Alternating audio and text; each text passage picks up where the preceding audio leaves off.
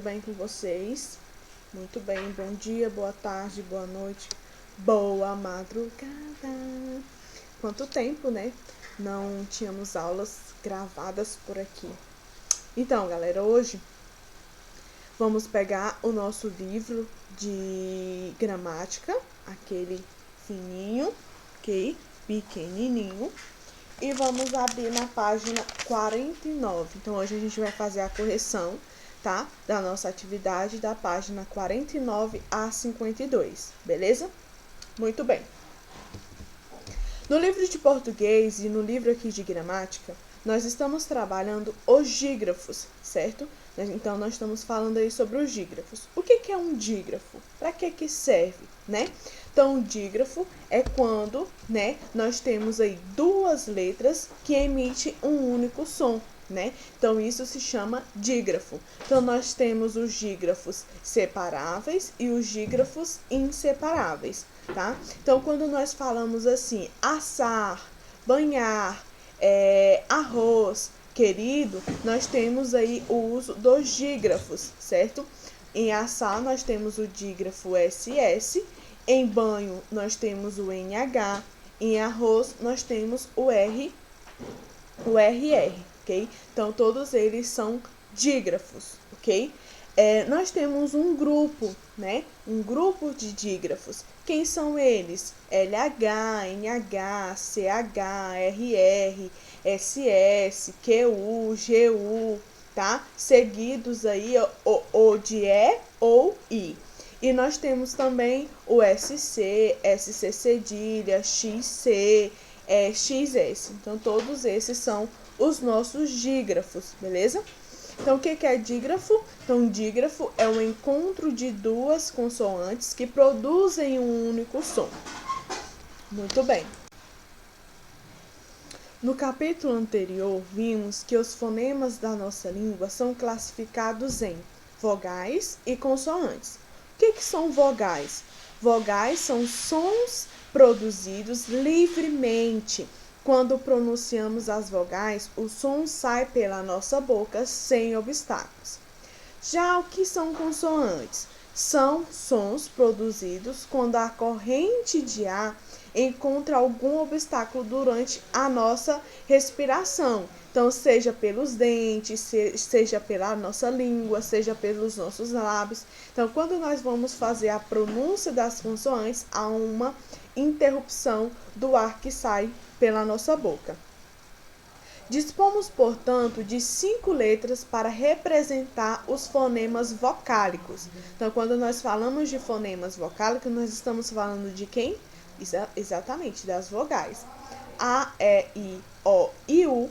Como sabemos que não há obrigatória correspondência entre sons e letras, as vogais podem representar vários sons vocálicos.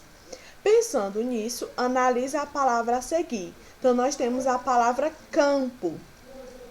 Quantas letras há nessa palavra? Então, nós temos quantas letras? 5. 1, 2, 3, 4, 5. Então, nós temos 5 letras. E há quantos fonemas, né? Nós temos a presença de 4 fonemas. Por quê?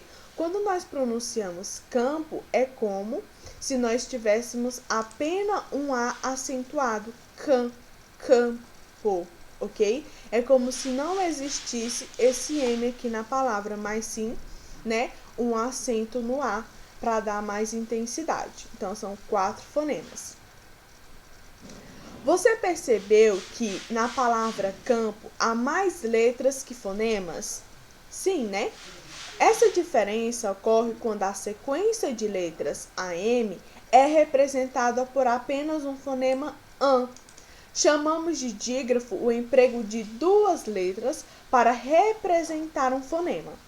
Agora leia as palavras abaixo, identificando em quais delas ocorre dígrafo, ok? E em seguida você vai circular. Então, nós temos aí o querer, alho, açougue, censo, assobio, nascer, cresço, exceto, anta, chave, ferroada, ronco, untar, ninho, passe e canto. Então, todos esses são demarcados aí por dígrafos. A sílaba. Deixa eu só mudar minha câmera. Isso. A sílaba.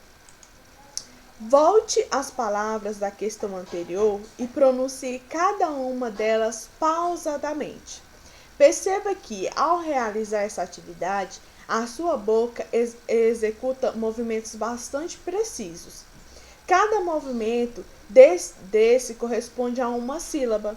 A sílaba é um fonema ou grupo de fonemas que produzimos em um só impulso de voz. Na língua portuguesa, a vogal constitui a base das sílabas. Assim, em uma mesma sílaba, só pode haver uma vogal. Em uma palavra como pai, constituída de uma única sílaba, temos aí a presença de apenas uma vogal, indicada por quem? Pela letra A. Do mesmo modo, a palavra seu possui somente uma vogal, representada pela letra E. Nos dois casos, os fonemas vocálicos I e U são considerados semivogais, pois são pronunciadas de maneira mais fraca. Muito bem. 4. Leia as palavras a seguir e identifique em quais delas ocorrem os fonemas vocálicos I e U, na condição de semivogal. Então, nós temos réu, quase, peixe, foi, ouro, treino, comprei e roupa. Então, o I e o OI, eles exercem aí, dentro dessas palavras, como semivogais. Encontro consonantais. Agora lê essas palavras. Distribuir, degrau, madrugada, placa, estrela, bíblia, prova e signo. Quando nós falamos de encontro consonantais, é porque nós estamos falando de encontro de consoantes, seja na mesma sílaba, seja em sílabas separadas. Então, nós temos aí, considerando o som representado pelas letras destacadas, podemos dizer que temos exemplos de dígrafos? Explique. Não, as palavras destacadas representam uma combinação de fonemas, logo não são dígrafos, são encontros consonantais. Então, qual é a diferença de dígrafo para encontro consonantal? É porque nós estamos falando de som. No dígrafo é o conjunto, as duas formam um único som. Nos encontros consonantais, não. Eles têm os seus sons próprios. Nós conseguimos perceber, quando nós pronunciamos, o som de cada consoante. Muito bem, página 51. Encontro consonantal é a sequência de dois ou mais fonemas consonânticos em uma mesma palavra. Os encontros consonantais podem ser separáveis ou inseparáveis, da mesma forma dos dígrafos. Então, considerando a norma culta, separáveis ocorrem em sílabas diferentes, da mesma forma dos dígrafos, ok? E os inseparáveis ocorrem na mesma sílaba. Então, nós temos aí a presença de apto, né? Nós temos o encontro consonantal, que é o P e o T, mas eles encontram separadamente. E nós temos os inseparáveis, que eles não vão se separar. Então, eles vão estar sempre juntos na separação silábica. Os dígrafos, como vimos, são duas letras que representam apenas um fonema. Por isso, mesmo que sejam compostos de duas letras, que comumente representam fonemas consonantais, não representam encontros consonantais. 6. Analise as palavras a seguir. Nós temos samba, renda e indo. As letras grifadas, que são essas aqui, podem ser definidas como exemplos de encontros consonantais? Não, pois as letras M e N formam dígrafos com as vogais que as antecedem. Então, todas as vezes que nós tivermos o M e o N com vogais antecedidas, né? Nós vamos ter um encontro de dígrafos, um único só fonema, beleza? Muito bem. 7. É muito comum as pessoas avaliarem as línguas em feias ou bonitas, fáceis ou difíceis. Dizem, por exemplo, que o francês é uma língua bonita, mas o alemão não, ou que o inglês é fácil, mas o português não. Esse tipo de avaliação sempre acontece quando há um desconhecimento em torno das línguas observadas. No entanto, uma análise, mesmo superficial, mostra que não é bem assim. Na verdade, acredita-se que a língua japonesa, por exemplo, é difícil porque, entre outras coisas, ela utiliza fonemas incomuns ao português. Pensando nisso, vamos fazer agora uma atividade diferente. Em grupo com seus colegas, podem fazer individualmente mesmo, formule frases cuja pronúncia sugere lembrar outra língua. Por exemplo, a frase feridas ardem e doem. Aftas, idem, lembra a pronúncia alemã friends. Arden, Alden, after, cient. Então, vocês podem criar ou vocês podem pesquisar essas palavras aí na internet e na nossa aula online vocês podem estar, pra gente voltar nessa pergunta, pra gente discutir mais e vocês me falarem o que vocês encontraram, ok? 8. Embora sejam vistas muitas vezes com preconceito, os poetas populares exploram a língua de uma maneira muito inteligente. Por isso vale a pena conhecê-los. Ainda em um grupo com seus colegas, faça uma pesquisa sobre esses poetas, como Zé da Luz, Patativa do Assaré, Louro do Pajeú e Catulo da Paixão. Procure identificar nos poemas deles traços da língua falada que eles são comuns. Então, por exemplo, o Patativa do Assaré, ele é um cordelista, um poeta muito conhecido, principalmente na literatura de cordel. Por quê? Então, ele vai falar de uma forma mais informal, né, que sai aí dos padrões da língua portuguesa, que é a forma correta, a forma dos verbos conjugados. Então, eles vão utilizar aí um linguajar sertanejo. Ele vai utilizar um linguajar sertanejo. Por exemplo, em vez dele falar bicicleta, ele no seu texto, no seu poema, ele coloca bicicleta.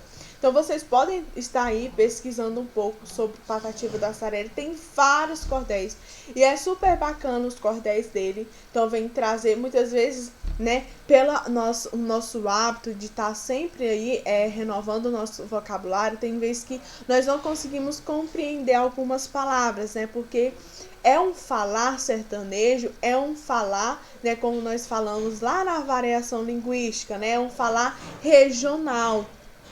Então, muitas vezes nós não vamos conseguir compreender, né, aquele sentido, né, em algumas mínimas palavras, tá? 9. Certa vez, falando de sua vida, o repentista pernambucano Lourival Batista, conhecido como Louro do Pajeú, disse: é muito triste ser pobre, para mim é um mal perene. Trocando o P pelo N, é muito alegre ser nobre. Sendo pelo C é cobre, cobre figurado é ouro. Botando o T fica touro, como a carne e vendo a pele. O T sem o traço é L, termino só sendo louro. Nessa estrofe, o poeta nos mostra o valor de um fonema. Explique por quê, né? Então, cada letrinha, cada consoante, cada vogal, ela tem um fonema, ela tem um som. Então, o poeta, ele brinca com a mudança de fonemas nas palavras. Então, ele retira uma consoante ou ele retira uma vogal, né? Mostrando que a sua alternância pode gerar palavras diferentes.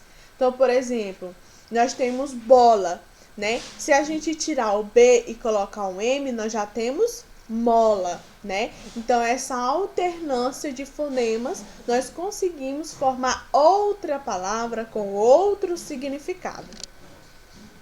É muito triste ser pobre, Que verso da estrofe tem sentido oposto ao deste, né? É muito alegre ser nobre, né? Então nós temos aí a oposição desses versos, dessas estrofes.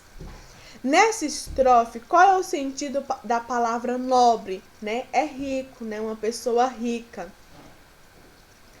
Nas palavras nobre e pobre, as letras destacadas representam dígrafos? Não, né? Então, as letras destacadas, elas são o quê? Exatamente, encontro consonantais. O que é um encontro consonantais? É o encontro de duas consoantes. E elas têm o quê? Né? Elas formam o quê? Um som. Nós temos sons diferentes. Já nos dígrafos, nós temos o quê? Né? É um conjunto também de consoantes, só que esse conjunto formam um único som. Então, por hoje, né, nós corrigimos aí a atividade do livro de gramática da página 49 a 52, ok? Deixo aqui um grande abraço, aproveitem aí o feriado que logo logo vem por aí, tá? Para descansarem, finalizarem as suas avaliações, finalizarem aí os seus trabalhos. Um grande beijo. A tia está morrendo de saudade de apertar vocês, ok? Mas logo, logo estaremos de volta e tudo isso vai passar. Beijinhos e até a nossa próxima aula.